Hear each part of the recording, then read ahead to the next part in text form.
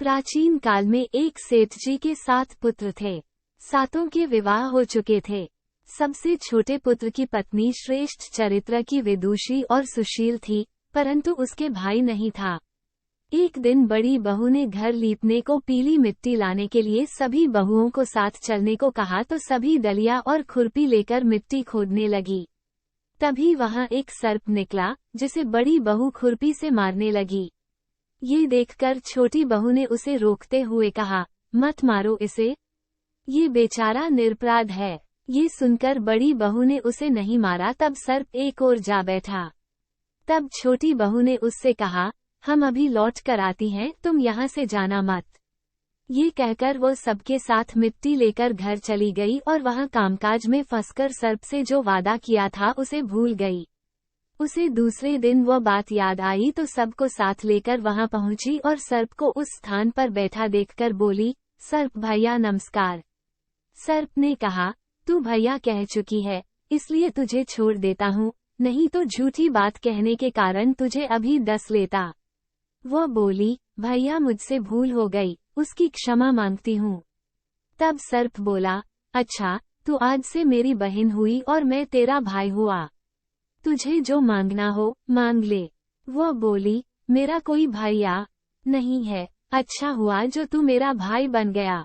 कुछ दिन व्यतीत होने पर वो सर्प मनुष्य का रूप रखकर उसके घर आया और बोला कि मेरी बहन को भेज दो। सबने कहा कि इसके तो कोई भाई नहीं था तो वह बोला, मैं दूर के रिश्ते में इसका भाई हूँ, बचपन में ही बाहर चला गया था। उसके विश्वास दिलाने पर घर के लोगों ने छोटी को उसके साथ भेज दिया। उसने मार्ग में बताया कि मैं वही सर्प हूँ, इसलिए तू डरना नहीं और जहाँ चलने में कठिनाई हो वहाँ मेरी पूंछ पकड़ लेना। उसने कहे अनुसार ही किया और इस प्रकार वो उसके घर पहुँच गई। वहाँ के धन ऐश्वर्य को देखकर वह चकित हो गई। एक दिन सर्प की माता ने उससे कहा, मैं एक काम से बाहर जा रही हूँ, तू अपने भाई को ठंडा दूध पिला देना। उसे यह बात ध्यान न रही और उससे गर्म दूध पिला दिया, जिसमें उसका मुख बेतरह जल गया। ये देखकर सर्प की माता बहुत क्रोधित हुई, परंतु सर्प के समझाने पर चुप हो गई। तब सर्प ने कहा कि बहन को अब उसके घर भेज देना चाहिए। तब सर्प और उसके पिता ने उसे बहुत सा सोना, चांदी, जवाहरात, वस्त्र भूषण आदि देकर उसके घर पहुंचा दिया। इतना ढेर सारा धन देखकर बड़ी बहू ने ईर्ष्या से कहा, भाई तो बड़ा धनवान है, तुझे तो उससे और भी धन लाना चाहिए। सर्प ने यह वचन सुना तो सब वस्तुएं सोने की लाकर दे दी। ये देखकर बड़ी बहू ने कहा, इन्हें झाड़ने की झाड़ू भी सोने की होनी चाहिए। तब सर्प ने झाड़ू भी सोने की लाकर रख दी।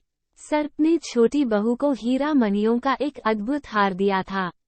उसकी प्रशंसा उस देश की रानी ने भी सुनी और वह राजा से बोली कि सेठ की छोटी बहू का हार यहाँ आना चाहिए।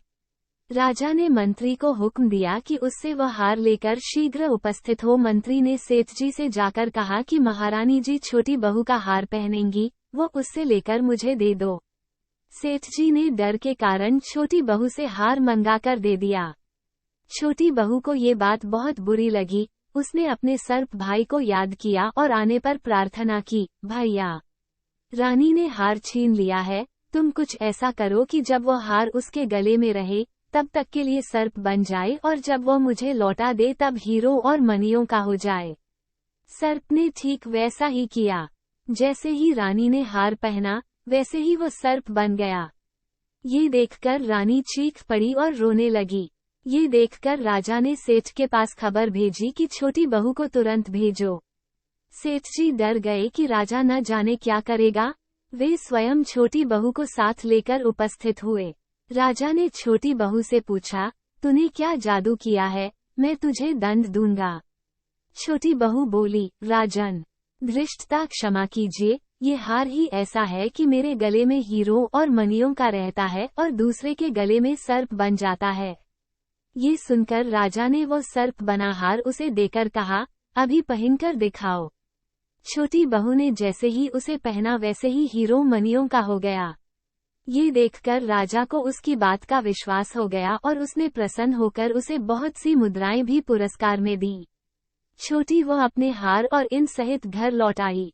उसके धन को देखकर बड़ी बहू ने ईर्ष्या के कारण उसके पति को सिखाया कि छोटी बहू के पास कहीं से धन आया है। ये सुनकर उसके पति ने अपनी पत्नी को बुलाकर कहा, ठीक ठीक बता कि यह धन तुझे कौन देता है। तब वो सर्प को याद करने लगी। तब उसी समय सर्प ने प्रकट होकर कहा, यदि मेरी धर्म बहन के आचरण पर संदेह प्रकट करेगा तो मैं उसे खा लूंगा। ये सुनकर छोटी बहू का पति बहुत प्रसन्न हुआ और उसने सर्प देवता का बड़ा सत्कार किया। उसी दिन से नागपंचमी का त्योहार मनाया जाता है और स्त्रियां सर्प को भाई मानकर उसकी पूजा करती हैं। और आपको ये कहानी पसंद आया है तो सब्सक्राइब और लाइक जरूर करें। धन्यवाद।